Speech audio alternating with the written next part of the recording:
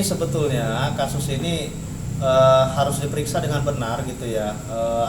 Karena ini pasti berkaitan juga dengan oknum-oknum di dinas pendidikan ini, karena lucu, dana BOS itu bisa dicairkan padahal validasi muridnya tidak pernah ada muridnya, bayangkan.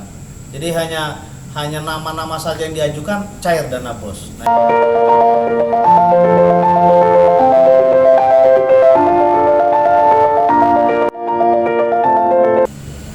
Ya alhamdulillah ya, kita setiap persidangan hasilnya selalu bagus. Hari ini juga bagus, semua saksi. Kebetulan hari ini kan sebetulnya 11 saksi, tetapi yang tiga itu tidak akhirnya belum di ini ya, atau 3 atau 5 lagi ya?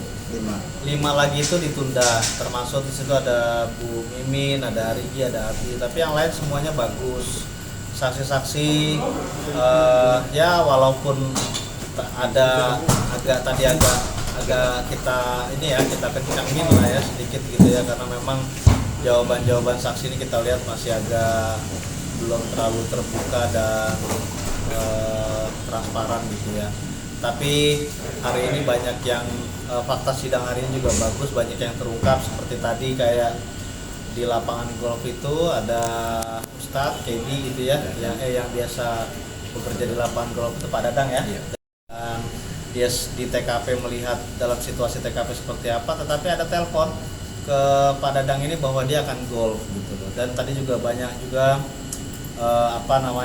persesuaian ya, ada ketidaksinkronan antara saksi, misalnya kayak Pak Mulyana dengan anaknya Arif gitu ya, masalah di TKP itu itu juga ada perbedaan, dan itu kita tadi juga kita perdalam di persidangan gitu.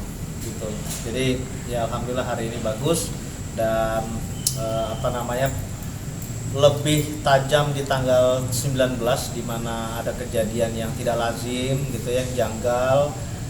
Majelis hakim juga banyak bertanya di situ tentang alasan oknum-oknum ini, Pak Yosef dan kawan-kawannya ini beserta oknum polisi yang masuk ke dalam TKP dengan alasan hanya mengambil kucing gitu. Itu banyak diperdalam hari ini.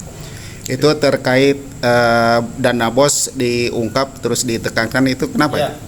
Ya, jadi gini, karena memang saksi hari ini kebanyakan yang berkaitan dengan yayasan, dan memang dari awal dalam BAP mereka juga terkait dana BOS dan lain-lain. Ini banyak juga fakta sidang hari ini terkuak bahwa pencairan dana BOS itu sebelum kejadian dan setelah kejadian, dan fakta juga bahwa yayasan itu ternyata fiktif gitu ya, sehingga dana BOS ini sebetulnya kasus ini harus diperiksa dengan benar gitu ya.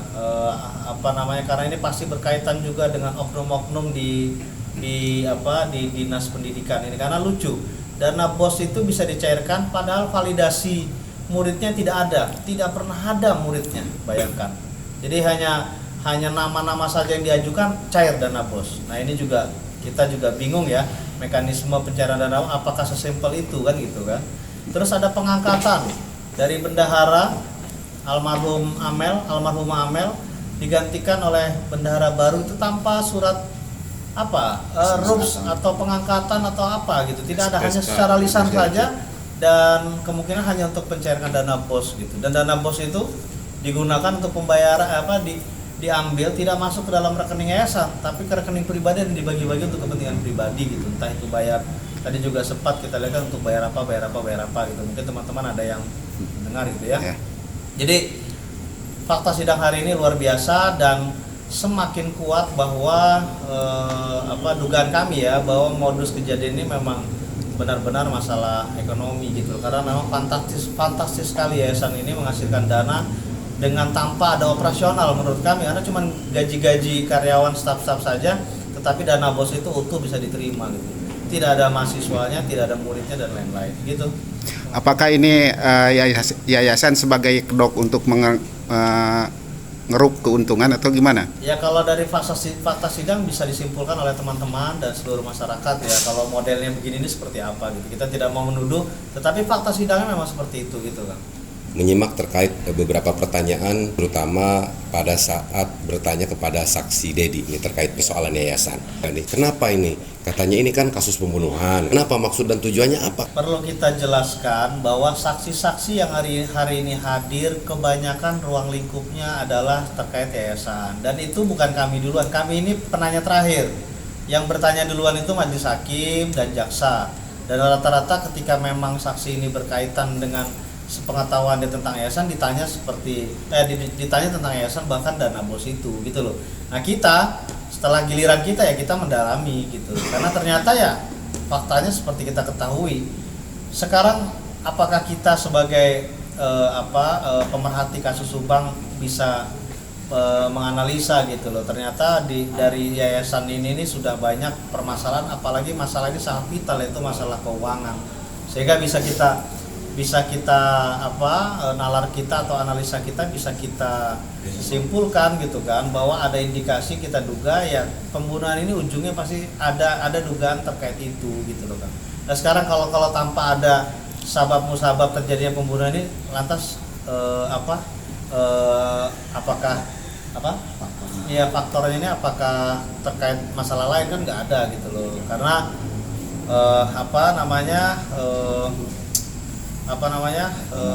ekonomi sudah jelas, ini ada konflik karena tadi sudah terbongkar gitu kan, terus kecemburuan juga pada saksi yang sebelumnya juga sudah kita lihat gitu, banyak curhatan tentang kecemburuan dan lain-lain. Tapi yang paling nyata hari ini adalah masalah yayasan ini menjadi sumber keuangan gitu ya, yang kelihatannya memang benar-benar vital gitu loh, diperebutkan gitu, apalagi ketika sudah diambil alih oleh korban kan gitu kan, karena banyak juga terdakwa yayasan ini ada curhat dengan si A, si B, saksi yang tadi dipanggil itu, bahwa banyak permintaan uang tapi tidak di-ACC oleh korban dan lain-lain gitu. Hal ini ditanyakan oleh majelis hakim, pasti ada korelasinya lah, tidak mungkin kan majelis hakim ini pasti mencari persesuaian gitu ya. Kenapa sih pembunuhan ini bisa terjadi? Apakah spontanitas? Kalau spontanitas kok jenazah sampai dimasukkan ke dalam mobil Alphard dan lain-lain. Apa sih modus yang sebenarnya terjadi gitu loh.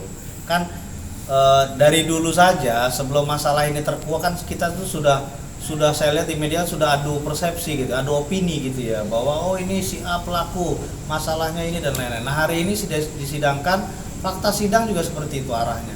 Karena kalau misalnya yayasan ini benar dan lain-lain gitu ya, atau kan bisa dilihat lah, ternyata faktanya bahwa hari ini yayasan ini benar-benar isinya adalah fiktif gitu ya, sehingga orientasinya kan pasti kita sudah bisa menganalisa, oh orientasinya ini pasti uang. Nah, apalagi tadi juga didengar pernah juga Pak Dadang ini menyampaikan pada saat golf yang dulunya sering ngasih tip, sekarang malah sering dibayarin sama Yoris ya, ditransferin, terus pernah ngutang juga, pernah nggak bisa bayar buat parkir juga. Nah, ini kan Pak Dadang sendiri aja memiliki pertanyaan dalam dirinya gitu loh. Bahkan tadi ditanya sama majelis hakim, stick golf ini harganya berapa? Satu biji aja, satu stick aja bisa 7 juta.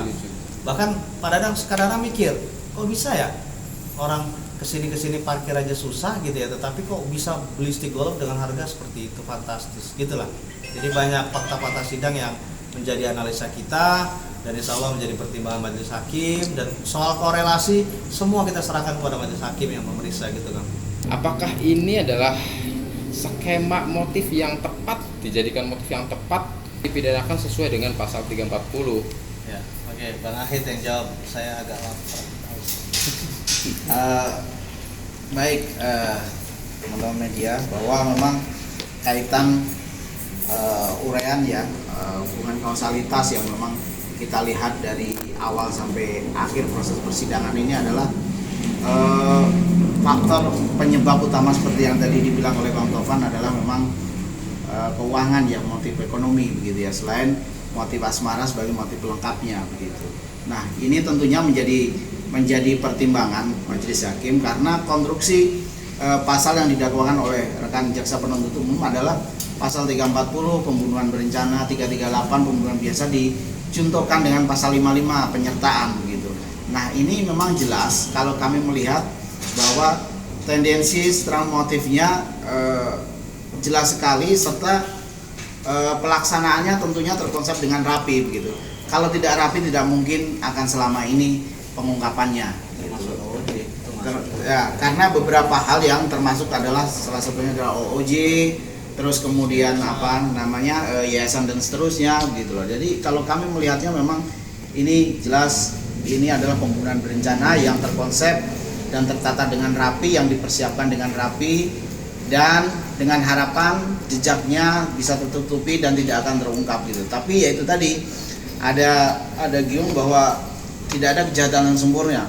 Sekecil apapun itu pasti ada peluang orang atau pihak akan bisa mengungkap kejahatan ini begitu. Yaitu tadi, selain itu juga ada giung lagi bahwa kejahatan kebenaran akan menemukan jalannya sendiri. Jadi yakin dan percaya bahwa sesulit ataupun seminimal mungkin bukti bahwa itu pasti akan terungkap kalau itu memang kejahatan. Terkait dengan dulu Bang Tovan pernah menduga adanya dugaan pencucian uang. Bagaimana Bang dengan fakta hari ini? Ya, sejak awal ya kita mendapatkan kuasa, kita masuk ke dalam kasus ini dan kita niat untuk menyelesaikan kasus ini. Kami kan juga sudah gelar, kami coba menganalisa dengan kemampuan kami gitu ya. Dan waktu itu kami timbul satu analisa gitu bahwa